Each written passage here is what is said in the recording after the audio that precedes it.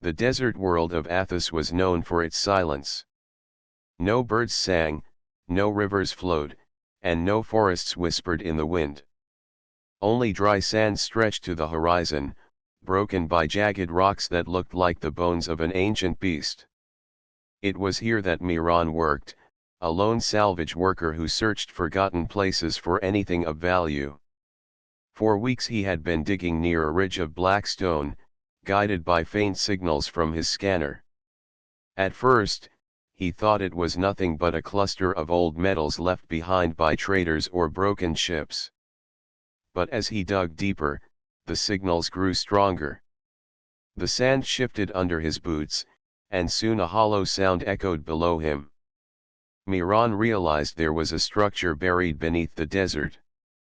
With his tools, he cut through the hardened surface. The sand collapsed inward, opening a dark passage that led underground. He wiped the sweat from his forehead, staring into the shadowy void. His instincts told him that something important was hidden here, something that had not been touched for ages. Carrying his light, Miran climbed down carefully. The air was heavy but not poisonous, filled with the dry smell of stone that had not seen the sun for centuries.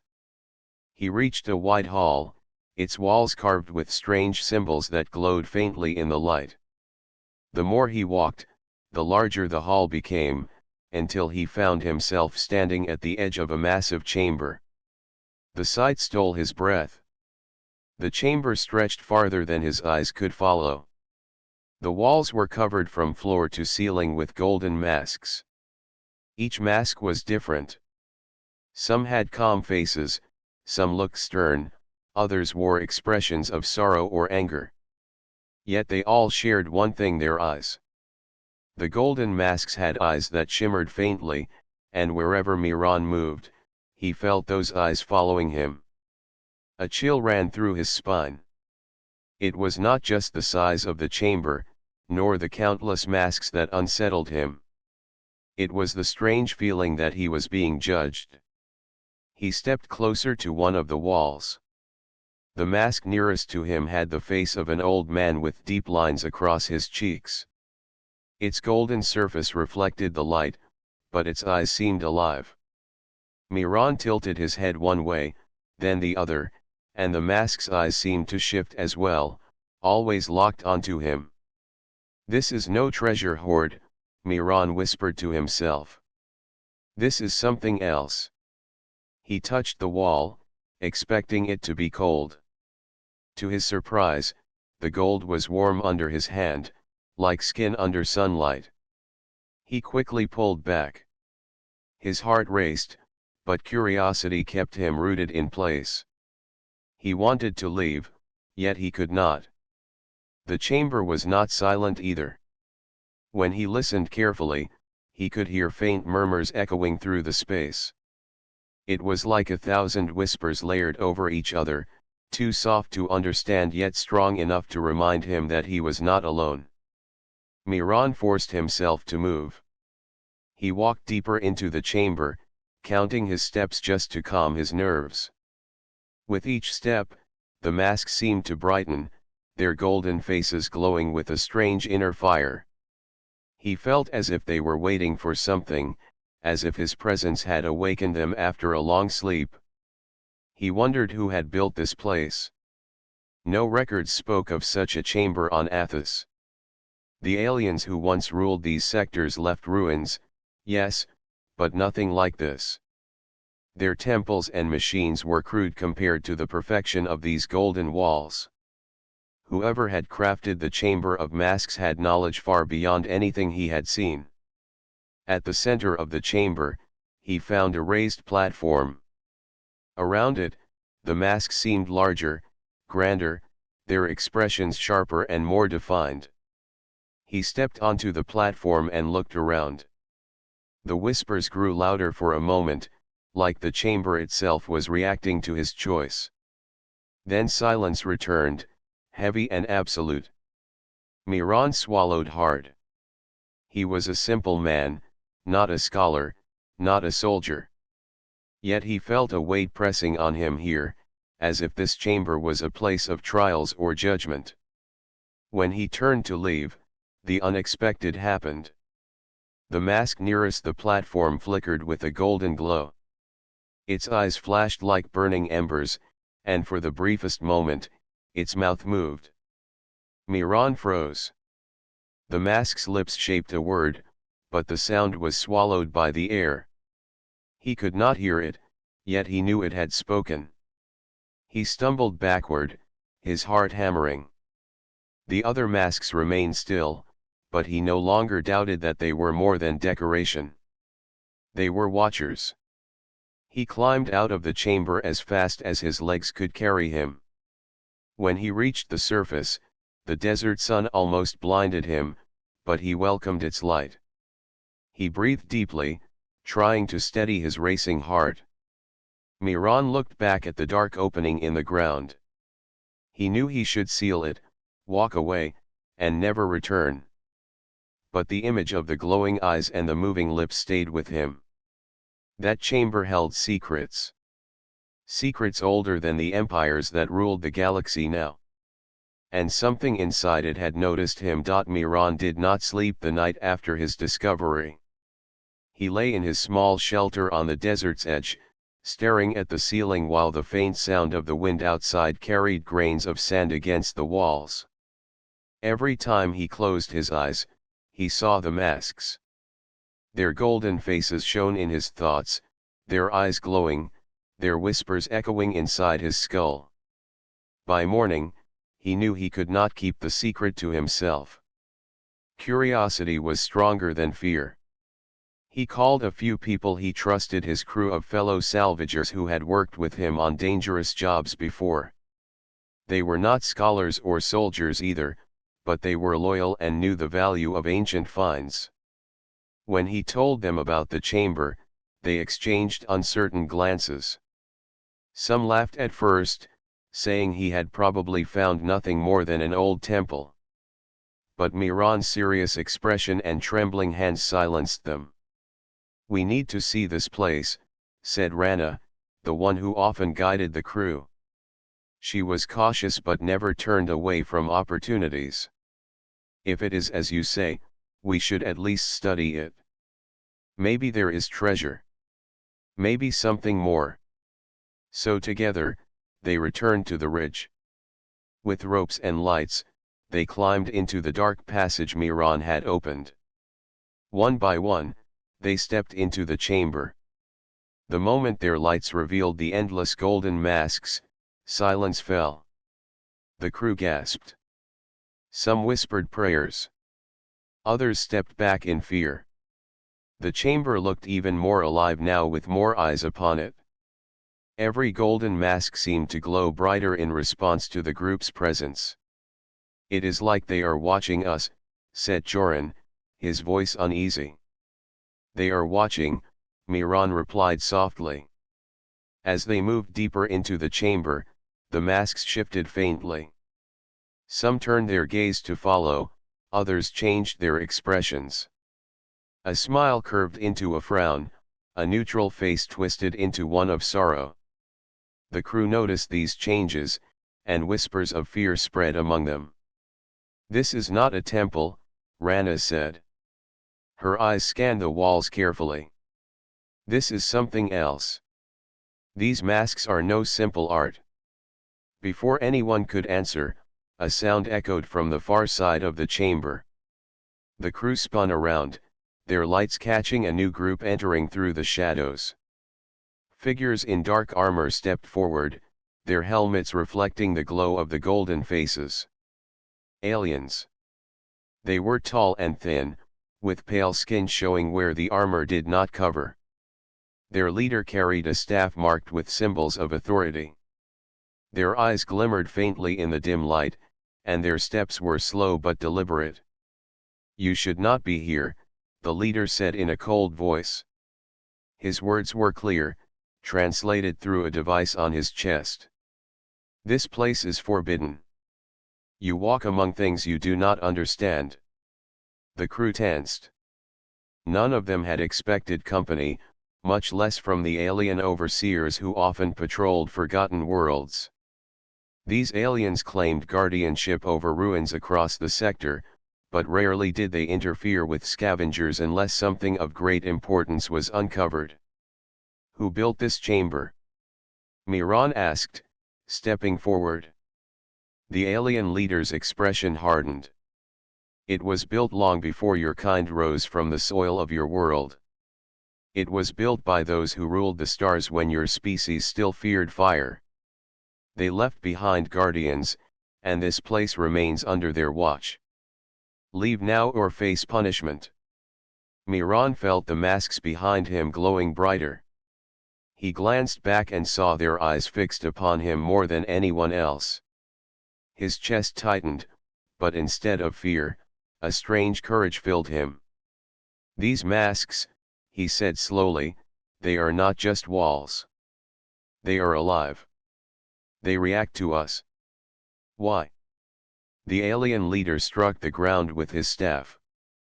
The sound echoed like thunder in the chamber. "You do not need to know.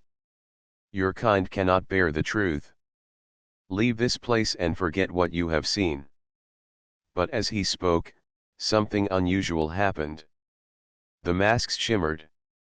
Their golden eyes brightened until the chamber was filled with soft light. The aliens turned their heads, uneasy, as the glow spread. The masks did not focus on the aliens. Instead, their eyes locked firmly on Miran. Some even shifted to face him fully, ignoring everyone else in the hall. The aliens noticed. Whispers of alarm spread among their ranks. The leader's face darkened, and for the first time his calm voice cracked. "This cannot be. It should not answer to you." Rana and the others stared at Miran, confusion on their faces. "What is happening?" she asked. Miran did not answer. His heart pounded as the golden faces continued to watch him, their light warming the air. He felt both afraid and honored, as if chosen for something he could not yet understand. The alien leader raised his staff again. "You will leave now, human. Whatever bond this place feels with you, it will bring only ruin. Do not awaken what sleeps here." But the chamber itself seemed to disagree. A deep hum filled the hall, vibrating through the floor and the walls. The masks shone brighter still, and some began to change, their expressions shifting into ones of hope, even joy. Miran realized then that the chamber was not silent. It was responding. It was waiting. And somehow, it was waiting for him. The hum inside the chamber grew louder until it felt like the walls themselves were alive. The golden masks glowed in rhythm, their eyes bright as stars. The crew backed away, holding their ears as the sound shook the ground beneath their boots. Even the alien overseers seemed unsettled, their once steady stance turning into unease. Miran stood at the center of it all, the glow reflecting on his face. He did not move. Something deep inside him told him that running would not help. This was not an attack. This was a call. One of the masks near the platform shifted. With a grinding sound, it slid from the wall and floated into the air. The golden face turned toward Miran, its eyes burning like twin suns. Then, in a voice that was not a voice but filled the chamber all the same, it spoke. "Test begins." The words echoed like thunder, clear and strong. Everyone froze. The crew exchanged shocked glances. The aliens shouted warnings in their own language. But Miran only stared, his chest tight. The floating mask hovered above him, and as it did, the floor changed. Golden lines appeared, stretching outward from the platform in patterns that resembled rivers or veins. The glow spread across the chamber, forming shapes and symbols that none could understand. "What is happening?" Joran cried, his eyes wide. "It has awakened," whispered the alien leader, his voice heavy with dread. This chamber has chosen. But it should not be humans. It cannot be. The floating mask turned its gaze toward Miran. Step forward, it commanded. Miran's feet moved before his mind made the choice. He stepped onto the center of the glowing platform. The light grew stronger. His crew called out, telling him to stop, but he raised a hand. He did not know why, yet he felt no fear. The mask spoke again. The builders left us. The masks remember. The masks wait. Who stands before us now? I am Miran, he answered, his voice steady though his heart pounded. The chamber trembled, and a chorus of voices joined together, rising from the walls. Human. Human. Human. The sound rolled like waves, filling the air. The alien leader shouted in anger, his staff striking the ground. This is madness. He is unworthy. Humans are young and reckless. They will destroy what they touch. And this now before it is too late. But the chamber ignored him. The floating mask brightened and spoke again. The test begins. Show what you are. Suddenly, the chamber changed. The walls melted away into light, and Miran found himself standing not in a hall of masks but in a wide field under a stormy sky. His crew and the aliens were gone. He stood alone, the golden mask floating before him. Miran looked around in shock. The ground was rough, the wind harsh, and thunder roared overhead. Then, from the shadows of the storm, figures appeared. They were shapes of warriors, tall and powerful, their armor shining as if forged from stars. Their weapons gleamed, and their eyes glowed with the same fire as the masks. The mask spoke. They came before you. They were strong. They were proud. But they failed. They fell. Will you stand, human? The warriors rushed forward, their steps shaking the earth. Miran's heart raced. He had no weapon, no shield. He wanted to run, but his feet held firm. He clenched his fists and shouted, I will stand. At that moment, a spear of light formed in his hands. He stared at it in wonder, then raised it as the first warrior struck. The clash rang like metal against metal. Pain shot through his arms, but he did not fall. He held his ground. More warriors attacked. He moved clumsily at first, but as he fought, strength filled him. Every strike he blocked, every step he took forward seemed to draw power from the chamber itself. His mind was clear. His body burned with fire. He was not a soldier, yet he fought like one who had trained for years. One by one, the warriors fell into sparks of light, fading back into the storm. When the last enemy vanished, the storm itself began to fade. The field dissolved into golden mist, and the chamber of masks returned. Miran collapsed to his knees, panting. The spear of light in his hands faded away. His crew rushed forward, their faces pale with shock. Rana pulled him to his feet, her voice trembling. What happened to you? Where did you go? Before Miran could answer, the floating mask spoke. The first trial is complete. Humanity has stood where others have fallen. The crew gasped. The aliens looked horrified. The leader shook his head and hissed, this cannot be. It should not respond to them. But Miran understood something important. The chamber was not a prison or a tomb. It was a test. It was built to search for those who could endure. Those who could carry the weight of something far older than the empires now ruling the stars. The masks glowed brighter, and the whispers rose again, this time sounding like a chant. Human. Human. Human. Miran stood tall, his fear replaced with determination. He did not yet know what the chamber wanted from him, but he knew one thing: the masks had chosen him, and there was no turning back. The chamber did not return to silence after the first test. Instead, the golden masks began to shift and glow even brighter. Their eyes shimmered with colors that danced like fire across the walls. The air felt warmer, heavier, as if the whole place was alive and breathing. Miran stood at the center, still trembling from the battle he had faced alone. His crew kept close to him, whispering in awe and fear. The alien overseers stayed farther back, their faces filled with unease. They spoke among themselves in their own tongue, their voices sharp with worry.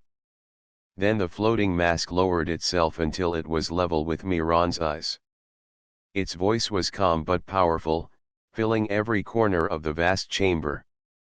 The second step begins. Witness and remember. The floor under their feet shifted. Golden lines spread outward once more, but this time they formed shapes like windows. One by one, these windows opened, and images filled the chamber. The walls became alive with visions. The crew gasped. Even the aliens fell silent. The first vision showed a great city, taller than mountains, glowing with silver light. Beings with shining armor walked its streets. They were proud and powerful, masters of knowledge and war. But the vision darkened. The city burned. Towers fell. The shining people fought one another until nothing remained but dust. The masks whispered together, their voices layered like the wind through many mouths. They were strong but lacked unity. They fell. The next vision appeared. This time, a race with wings of crystal soared above oceans and skies. Their songs shook the clouds. They built temples on the air itself, floating like jewels above the water. But soon the vision turned again. Their pride grew. They claimed the stars as their own. In time, storms they created swallowed their temples, and their voices were lost forever. They were proud but lacked balance. They fell. Miran and his crew watched in silence as one vision followed another. Civilizations rose in glory and fell in ruin. Some fell to greed, others to arrogance, others to endless wars. Each vision ended the same way, with silence and emptiness. Finally, the chamber shifted once more.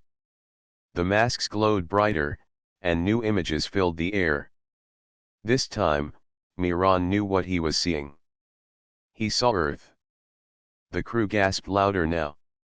There were scenes of humanity's struggles, people building with their hands, farming the land, fighting wars, and standing together against storms and famine. He saw ships sailing across oceans, then rockets leaving Earth's skies. He saw unity in times of hardship, courage in times of despair. Rana whispered, her voice trembling. They are showing us our own past. The aliens reacted sharply. Their leader stepped forward, his staff striking the ground. This is a mistake. Humans are nothing compared to those who came before. They are young. They are fragile. They are reckless. But the masks did not agree. Their voices filled the chamber like a great choir. They endure. They fall but rise again. They are flawed but never stop. The crew turned to Miran. His face was pale but steady. His heart raced as he realized what the chamber was doing. It was comparing humanity with the ancient empires that had failed. And somehow, it saw something different in humans. Something worth choosing. The golden mask spoke again. This hall remembers all who came before. All who failed. You must choose, human. Will you carry memory forward, or will you fall as they did? Miran swallowed hard. The weight of the question pressed heavily on him. He was no leader of nations, no scholar or warrior. He was only a salvage worker who had dug too deep. Yet the masks looked only at him, as though he alone held the answer. He whispered, almost to himself, "We are not perfect. We make mistakes. But we keep moving. We learn. We rise again." The golden mask glowed brighter.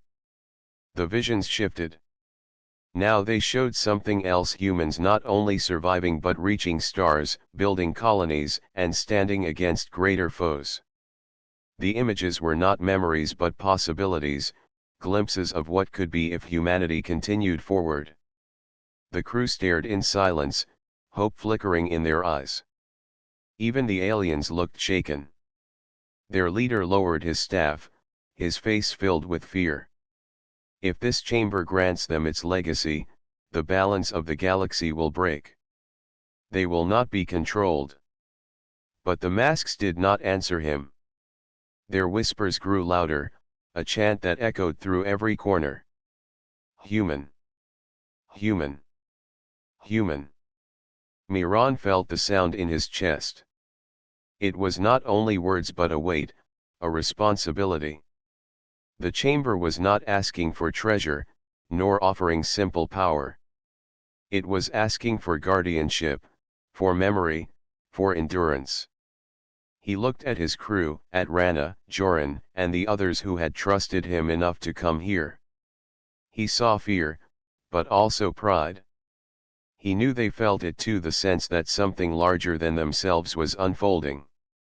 The golden mask's voice thundered again. The test continues. One more step awaits. Chosen or fallen. Watcher or dust. The chamber dimmed, the visions fading back into golden walls filled with silent faces. The glow softened, but the eyes of the masks did not look away. They watched Miran with a strange patience, as though waiting for his next choice. Miran's heart beat fast, but he lifted his head. He had entered the chamber as a scavenger. Now, he felt more than that. The chamber was no ruin. It was a legacy. And somehow, it believed that legacy belonged to him and his kind. The golden chamber hummed with power, a vibration that seemed to resonate through the bones of everyone present. The masks on the walls shimmered, their eyes glowing steadily, no longer flickering but focused on Miran alone. The crew stood behind him, their faces a mixture of awe and fear. Even the alien overseers looked tense, their usual confidence replaced by uncertainty. The floating mask above Miran drifted closer. Its golden surface was polished and perfect, reflecting not just the chamber but the figures around it. When it spoke, its voice filled the hall with authority and calm. The time of waiting has ended, the mask declared. Humanity has endured where others have failed. They have faced what the builders could not foresee. Their spirit shines, and their choice is clear. The aliens stirred, murmuring angrily among themselves. This cannot be, hissed their leader, his staff tapping against the floor. Humans are young. They have not earned the right to touch what we guard. Miran did not answer. He could feel the weight of the chamber pressing down on him, and he understood that this was no ordinary test. This was judgment, but not judgment of punishment. The chamber was offering recognition and responsibility.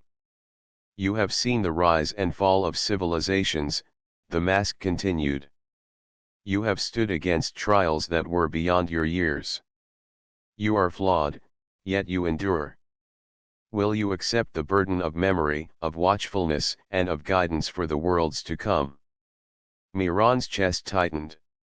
The words were not just an offer, they were a challenge. He thought of the empires shown in the Hall of Memories, proud civilizations that had fallen because they could not endure. He thought of Earth, of his home, of the humans who struggled and learned despite hardships. He looked at his crew. Rana, Joran, and the others waited for him, silent but trusting. Their presence gave him courage. He swallowed and spoke clearly. I will carry it. I will watch and learn. I will do what I can to protect what comes next. A warm glow spread through the chamber. The masks on the walls brightened as though the very act of accepting had filled them with energy. The floating mask descended, closer now, until it hovered just above Miran's shoulder. Then you are chosen, it said softly.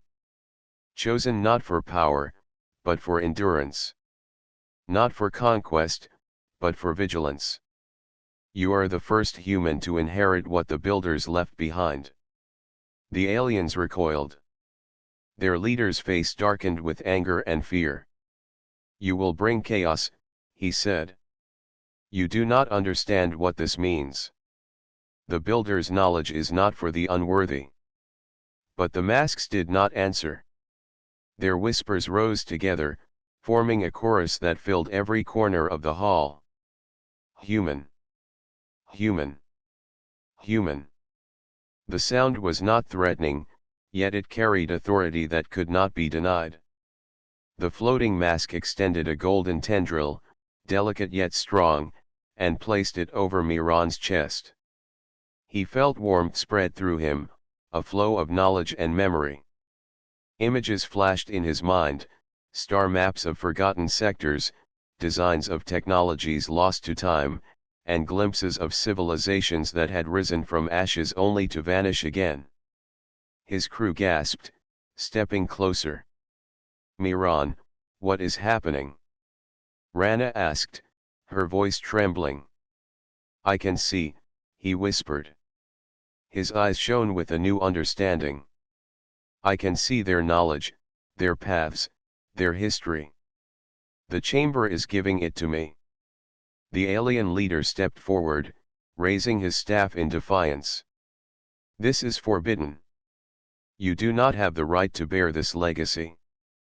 The floating mask turned toward him, its voice echoing like thunder. Your anger cannot undo what is done. The builders chose, and the watchers remember. Human has been deemed worthy. You will step aside. The chamber's light intensified, filling every corner of the vast hall. The masks on the walls shifted, forming a wave of gold that seemed to surround Miran and his crew. The aliens stepped back, overwhelmed by the power and certainty that radiated from the chamber. Miran breathed deeply, feeling both awe and responsibility. He could feel the weight of what he had accepted pressing on his shoulders, a burden heavier than any he had known, yet filled with purpose. This was not about power or glory. It was about endurance, wisdom, and the courage to guide what had yet to come. The floating mask spoke one final time. Go forward, chosen of the chamber. Carry the memory of those who fell, and guide those who will rise. Humanity is now under our watch, and in time, it will prove its worth. Miran nodded. His crew looked at him with trust and hope.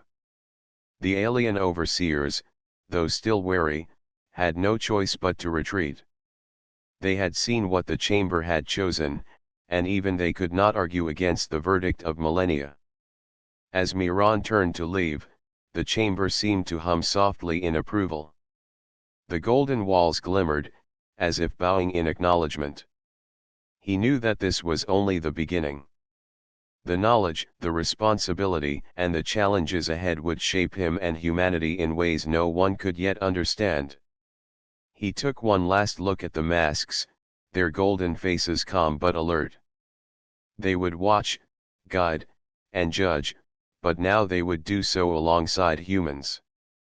Miran stepped toward the exit, the weight of the chamber's gift heavy in his heart, yet lightened by the certainty that humanity had been chosen to endure. Miran walked out of the chamber with a new understanding, but the desert sunlight felt harsh on his eyes. The golden glow of the mask still lingered in his mind, their watchful presence pressing against his thoughts. He felt a weight, heavier than any he had carried before, as though the entire history of forgotten civilizations now rested on his shoulders. His crew followed silently. Rana walked beside him, her hand brushing against his arm. "Are you okay?" she asked softly. Her eyes reflected worry and awe. "I am," Miran replied, though he was not entirely sure. "But this is more than I expected. The chamber did not just choose me. It chose humanity. It gave us a responsibility that lasts forever." Joran, who usually tried to joke to ease tension, shook his head. "Forever? That sounds impossible. How can one person or even a small crew carry something like that?" Miran looked out over the desert, where the winds shaped the dunes like waves frozen in time. "It is not about one person," he said. "It is about all of us. Humanity survives because we adapt, because we endure. That is what the masks saw. That is why they chose us." The alien overseers stayed behind at the edge of the ridge, watching. Their leader's expression was grim. "You do not understand the danger you bring," he said. "This is not a gift. It is a burden. Knowledge of the past can destroy a species if it is not handled carefully." Miran did not answer. He felt the chamber's presence still within him, guiding his thoughts. The golden mask had given him visions of civilizations long gone, technologies that humans had yet to discover, and paths through the stars that no living being had traveled. The knowledge was vast, overwhelming, and yet it carried a promise. Back at their base, the crew gathered around a makeshift table. Maps, tools, and supplies were spread out, but Miran hardly noticed. He stared at the stars above the desert, thinking of the chamber, the masks, and the civilizations he had seen. "What now?" Rana asked. Her voice was calm but carried the weight of worry. "Do we return this knowledge to Earth? Do we tell anyone what happened?" Miran shook his head. "Not yet. We must understand it first. The chamber's purpose is not to give power, but to teach. We have to learn patience and endurance before we use what we know. Otherwise, we could destroy ourselves." The alien overseers watched from a distance, whispering to each other. Their leader finally spoke. "They are foolish. They do not understand that carrying this knowledge will change everything. Humans are reckless. They may rise, but they may fall faster than the civilizations that came before." Miran felt a strange calm. He realized the masks had chosen not because humanity was perfect, but because humans could endure. Flaws, mistakes, and failures were part of the strength that the chamber had seen. It was not about power, it was about perseverance. Days passed. Miran and his crew returned to the chamber multiple times, each visit revealing more knowledge, more memories, and more understanding. The masks did not speak in words anymore, but in visions, guiding them to see patterns in history, strategies of survival, and lessons hidden in the rise and fall of empires. Miran began to understand the true meaning of the chamber. It was a watchtower, a teacher, and a guide. The gold that watched forever was not meant to enslave or dominate, but to preserve, to test, and to strengthen. Humanity had been chosen not for conquest, but for endurance. At night, the crew would gather and discuss what they had learned. Some feared the responsibility, others felt inspired. Miran listened to each voice, understanding that carrying the weight of forever meant not just facing knowledge alone, but guiding others to understand it as well. One evening, as the sun dipped below the horizon, Miran looked at the golden ridge where the chamber lay buried. The desert was quiet, yet he felt the presence of the masks in the wind, in the shifting sand, in the stars above. He whispered to himself, We will not fail. We will endure. Rana placed her hand on his shoulder. You carry it well, she said. But remember, you do not carry it alone. Miran smiled faintly. He realized she was right. The chamber had chosen humanity, but humanity was not a single person. It was a species, a collective spirit that survived through trials, through mistakes, and through perseverance. The weight of forever was heavy, but together, they could bear it. As night fell and the stars shone brighter than he had ever seen, Miran understood the truth the masks had shown him. The past was full of failure, the future full of uncertainty, but humanity had something no empire had ever truly possessed: endurance, hope, and the will to rise again, no matter the cost. The golden chamber waited, silent and patient, knowing that the humans it had chosen were ready to carry the legacy forward. The desert was quiet that morning.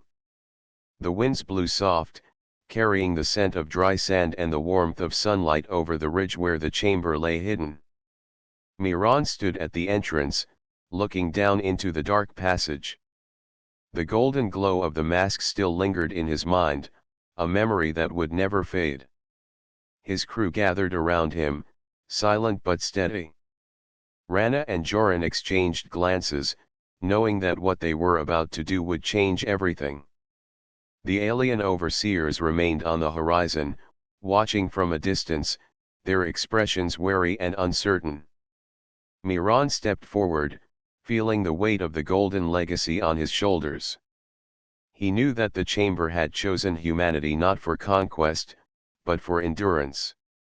It had entrusted him with knowledge older than the stars and a responsibility greater than any empire had ever carried. We leave today, Miran said, his voice calm but firm. We take the knowledge and the lessons, and we bring them to the worlds that will follow. We are not alone. Humanity carries this together, and together we will endure. The crew nodded. The chamber's gift had given them insight into technologies, maps, and histories that no living being had known. It had shown them the rise and fall of civilizations and the strength that comes from perseverance. They understood now that what they carried was not power for domination, but the guidance to build, to survive, and to protect. As they began their descent into the chamber one last time, the masks watched silently. Their golden faces glimmered with approval. The floating mask hovered above Miran, its eyes steady and warm, and for a moment, he felt as though it was speaking without words. The chamber was ready to release its chosen, ready to trust humans with the knowledge of eternity. Miran touched one of the golden walls. The light flowed into him again, brief but intense.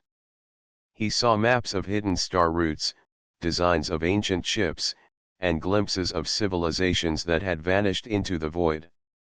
He saw humanity's potential, the paths they could take if guided wisely. Each vision impressed upon him a sense of duty heavier than any armor, yet filled with purpose. Outside the chamber, the alien overseers murmured to themselves. Their leader's face was pale. They have been chosen, he said. There is no turning back.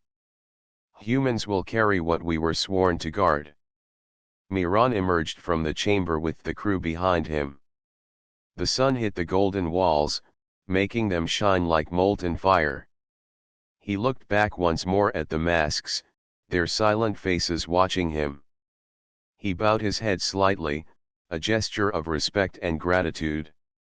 The chamber had not only given him knowledge, it had shown him the value of endurance, of hope, and of responsibility. We have what we need, he said. Now we go home and prepare. Humanity must learn what it means to carry the watch. The journey back to their base was quiet but full of purpose. Miran and his crew shared their visions and discoveries, planning how they could study the knowledge and ensure it benefited all. The chamber's lessons had changed them. They no longer saw humanity as fragile or unready. They saw a species capable of surviving the impossible, of rising from the ashes, and of guarding the legacy of those who had come before. Days later, when the news reached Earth of their discoveries, humanity listened in awe. Miran and his crew revealed the maps, the histories, and the insights they had gained. People marveled at the knowledge and the possibilities it offered. They did not fear the responsibility, instead, they felt the inspiration to rise, to endure, and to carry the legacy forward. Miran often returned in his mind to the Chamber of Masks. He remembered their silent faces, their glowing eyes, and the lessons they had imparted. The chamber had been patient and waiting for the right species. Now it would watch humanity, guiding them, testing them, and witnessing their endurance across the stars. The alien overseers never interfered again. They had learned that the chamber's choice could not be reversed, and they could only observe from afar as humans carried the knowledge. Even they came to recognize that the spirit of endurance in humanity was unlike anything they had seen before. Miran looked up at the night sky. The stars seemed brighter than ever, filled with possibilities and paths yet unseen. The golden mask's presence lingered in his mind, a reminder of the watchful legacy that had chosen them. He smiled, knowing that this was not the end, but a beginning. Humanity was ready to carry the weight of forever. And so, the chamber's watchers, silent and eternal, turned their eyes to humanity. The golden masks had chosen well. Miran and his crew, along with all of humanity, would carry the knowledge, the lessons, and the watch forward. They would rise, endure, and protect what others could not. The watch had begun, and humanity would not falter. The desert lay still, the sun setting slowly behind the golden ridge. The chamber waited, patient and eternal, its thousand masks silent but aware. Humanity had accepted the gift and the burden, and in doing so, had proven that even in a universe full of fallen civilizations, they were ready to rise.